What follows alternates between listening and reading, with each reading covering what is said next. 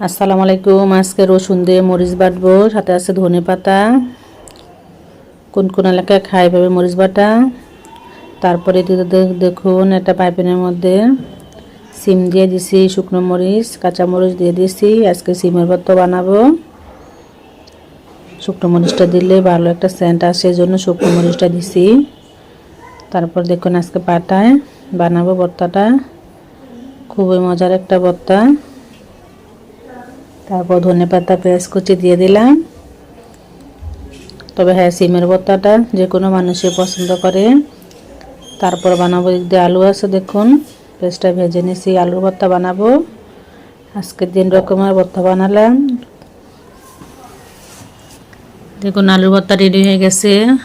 তারপর ধনে পাতা দিয়ে দিছি আজকে দেখুন। না তারপর আছে এখানে শুটকি বোনা।